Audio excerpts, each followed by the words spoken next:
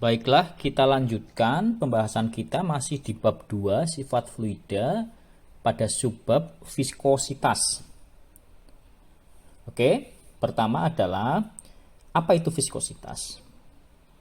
Jadi, viskositas ya adalah sifat yang mempengaruhi kemampuan suatu fluida untuk mengalir atau kecenderungannya untuk menjadi kental atau cair. Ya, kata kuncinya adalah fluida mengalir, menjadi kental atau cair.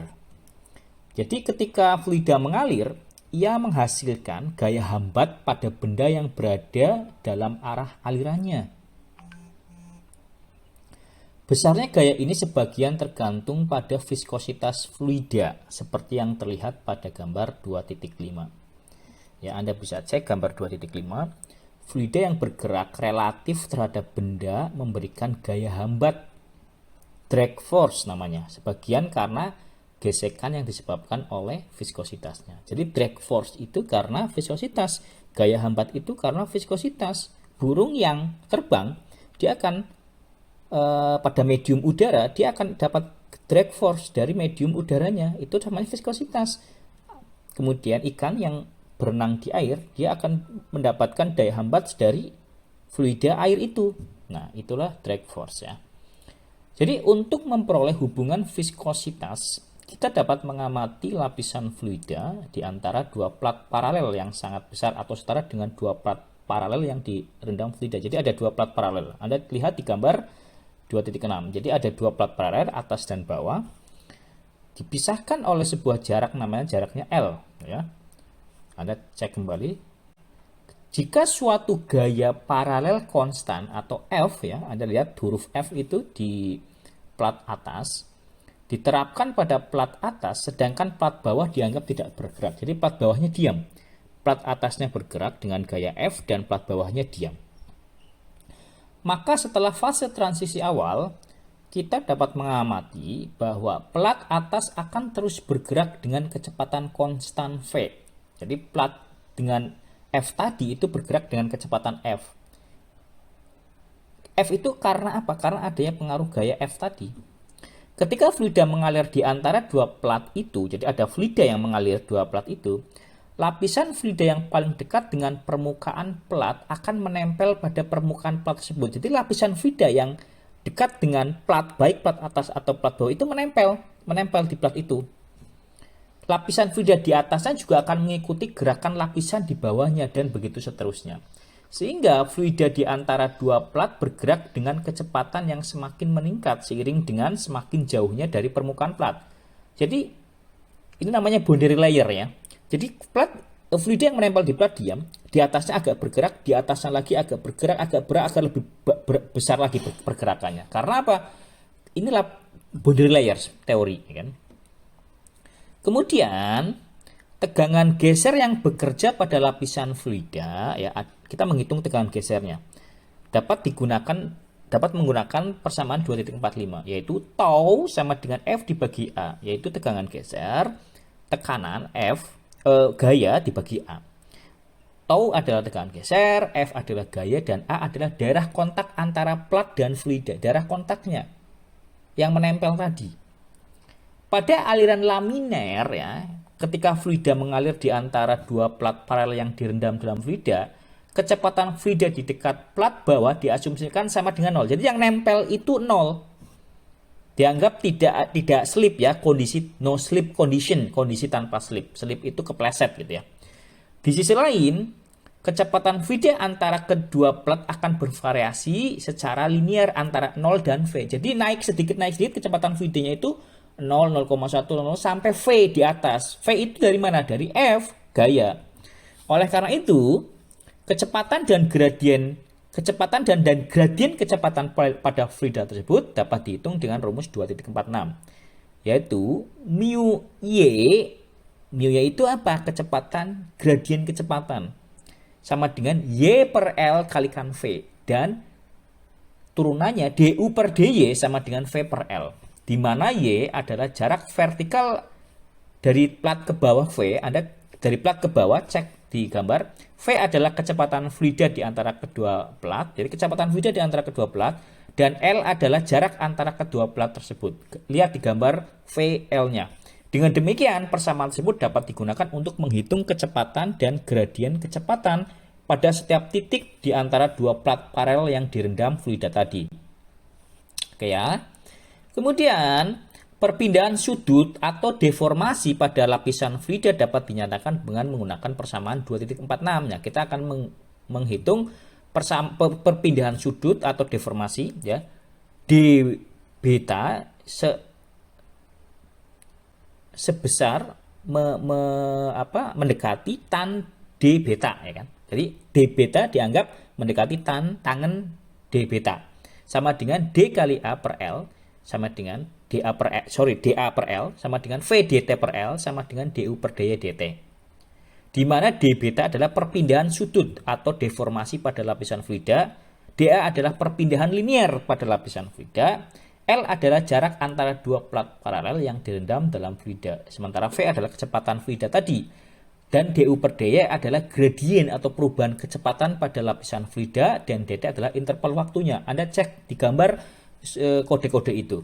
Jadi ada V, ada L, ada dt, ada du per dy, cek di gambar.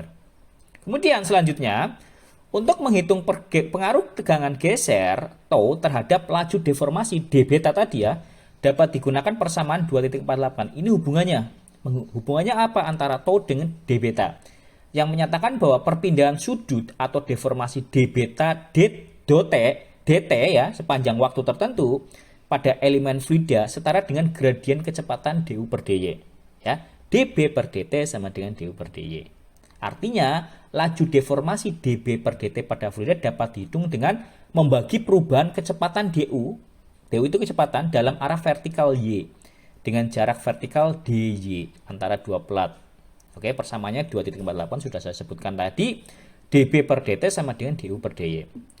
Dalam eksperimen terbukti bahwa laju deformasi pada sebagian besar fluida berbanding lurus dengan tegangan geser. Ternyata laju deformasi dB per dt tadi itu adalah berbanding lurus dengan tegangan geser. Oleh karena itu, tegangan geser tau dapat dihitung dengan memperhatikan persamaan 2.49 sebagai berikut. Jadi, tau itu sebanding dengan dB per dt atau tau sebanding dengan du per dy. Jadi, tau tegangan geser itu ya dB per dt. Tegangan geser ya du per dy sebanding. Ya kan? Fluida yang laju deformasinya berbanding lurus dengan tegangan geser disebut fluida Newtonian. Nah, sekarang ada namanya fluida Newtonian nih. Apa itu fluida Newtonian? Yaitu fluida yang laju deformasinya dB per dt itu berbanding lurus dengan tegangan geser. Kalau berbanding lurus itu berarti fluida Newtonian. Jadi konsep ini pertama kali ditemukan oleh Sir Isaac Newton pada tahun 1687. Contoh fluida Newtonian yang paling umum kita lihat adalah air, kemudian bensin, kemudian ada minyak. Di sisi lain, darah dan plastik cair merupakan contoh fluida non-Newtonian. Jadi, ada contoh yang non-Newtonian apa? Yaitu darah dan plastik. Karena dia tidak mengikuti hukum tegangan geser yang berlaku untuk fluida Newtonian. Hukumnya apa? Yaitu tegangan geser itu berbanding lurus dengan laju deformasinya. Atau laju deformasinya berbanding lurus dengan tegangan geser. Non-Newtonian tidak seperti itu. Contohnya darah dan plastik cair. Pada aliran satu dimensi pada fluida Newtonian, tegangan geser dapat dihitung menggunakan persamaan tau sama dengan mu du per dy. Di mana tau adalah tegangan geser, mu adalah koefisien viskositas atau viskositas dinamik dan fluida dari fluida itu. Jadi Anda lihat gambar di 2.7, plot tegangan geser terhadap laju deformasi. Ada minyak, ya kan? Arahnya itu hampir 90 derajat, kemudian ada air yang hampir ya 30 derajat lah. Kemudian ada udara yang sangat rendah sekali. Jadi itu slope-nya. Jadi slope dari tegangan geser terhadap laju deformasi. Jadi ini kalau ini mengikuti seperti ini, dia artinya sebagai fluida Newtonian. Untuk plot tegangan geser terhadap laju deformasi pada fluida Newtonian akan berbentuk garis lurus. Jadi kalau berbentuk garis lurus itu kan sebanding, betanya itu sebanding dengan tegangan gesernya. Ya itu tadi lihat di gambar 27 itu. Terlihat di gambar tadi ya, kita ungkap lagi ya, di gambar tadi ya, terlihat bahwa fluida Newtonian viscosity tidak bergantung pada laju deformasi, karena laju deformasi sebanding dengan laju regangan. Selain itu, gambar tersebut juga menunjukkan bahwa viskositas sebenarnya adalah koefisien dalam hubungan tegangan dan regangan. Ternyata viskositas itu tegangan dan regangan. Gaya geser yang bekerja pada lapisan fluida Newtonian dapat dinyatakan menggunakan persamaan sebagai berikut. F, ya, gaya gesernya itu sama dengan tau kali A, atau mu A kali du per dy. Karena kan tau itu kan mu du per dy, sehingga menjadi mu A du per dy. Dalam persamaan di atas, A adalah luas kontaknya, ya, kemudian F adalah gaya gesernya, kemudian V adalah kecepatan konstannya.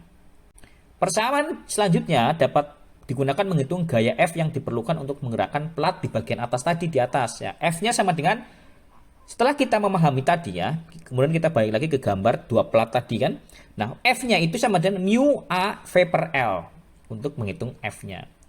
Dalam persamaan di atas, L adalah jarak dua plat, mu adalah viskositas fluida, kemudian F adalah gaya yang dibutuhkan, ya, seperti itu. Nah, pada laju non-Newtonian, nah gambar ini fluida non-Newtonian, gambarnya berbeda kan? Dia ada membengkoknya karena tidak searah, tidak linear. Pada fluida non-Newtonian, hubungan antara tegangan geser dan laju deformasi tidak bersifat linear. Tadi kan linear, lurus. Ini agak bengkoknya. Misalnya Newtonian, yaitu pseudoplastik, Newtonian, dilaktan, ya kan? Kemiringan kurva pada grafik yang menunjukkan hubungan antara tegangan geser dan laju deformasi disebut sebagai viskositas semu fluida. Viskositas semu, tidak nyata. Fluida yang viskositasnya meningkat seiring dengan laju deformasi, seperti contohnya larutan pati, pasir yang terlalut, disebut sebagai dilaktan. Anda cek dilaktan di gambar, atau fluida geser pengental. Sementara itu, fluida yang viskositasnya menurun karena digeser lebih keras, seperti beberapa jenis cat, larutan polimer, dan fluida dengan partikel tersuspensi disebut sebagai pseudoplastik, ya kan?